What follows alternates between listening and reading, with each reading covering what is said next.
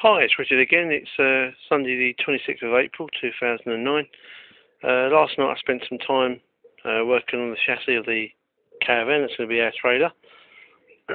As you can see, still got bits of the floor to be cut up. I'm waiting for some deodorants and bigger cutting discs to cut it all up so I can get rid of all that. But what I've been doing over the last week is looking at getting hold of possibly some smaller wheels to take this trailer lower to the ground. Otherwise, because it sits about 14 inches high at the back there, we're going to have quite long ramps to be able to load our quite low slung kit car on. So if we can get some 10-inch wheels rather than the 13s that are on there, it should help the situation out. But nevertheless, I'll carry on regardless for now. What I've done over the last sort of day or so is to cut out some sheeting, some 3mm sheeting that I've been able to box in the two rear sections of the chassis here, which has taken a hell of a lot of the twisting motion away. Previously, if you were to get hold of this piece here and twist it, you could see quite a bit of flex actually in the chassis, and that's improved it a hell of a lot. It needs cleaning up still. This is just how I left it last night, really.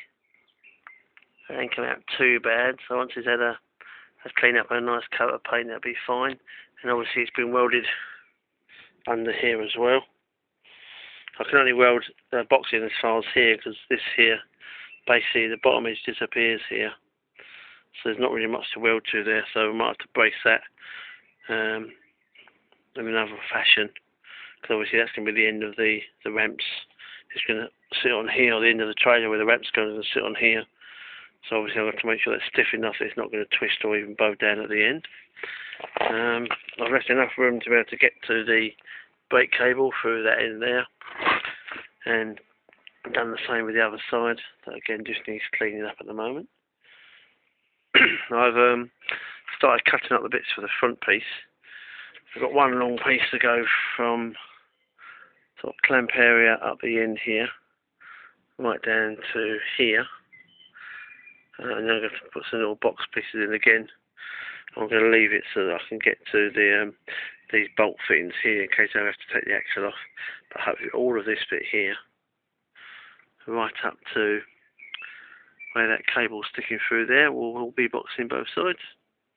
And then later on I'll take the front coupling off and box that in as well to get rid of any twisting motion at all.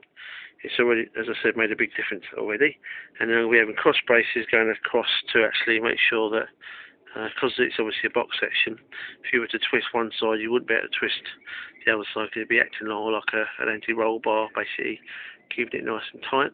And then after that, I'll be looking at getting the angle line that I'm going to construct the top trailer sort of fixing positions. The actual body itself will be going on here.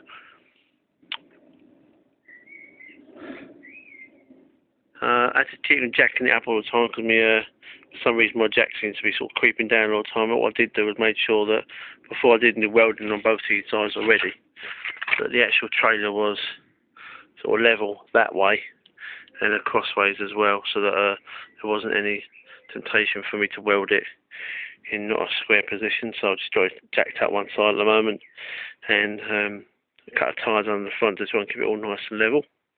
I'm about to go in and cut some more side panels. I'm basically using the sides that I've cut, which is the right hand side. I've cut 3 or 4 pieces to go in here. I'm going to use them as templates to cut some for the other side. And hopefully, in a few hours, I might have a bit more done.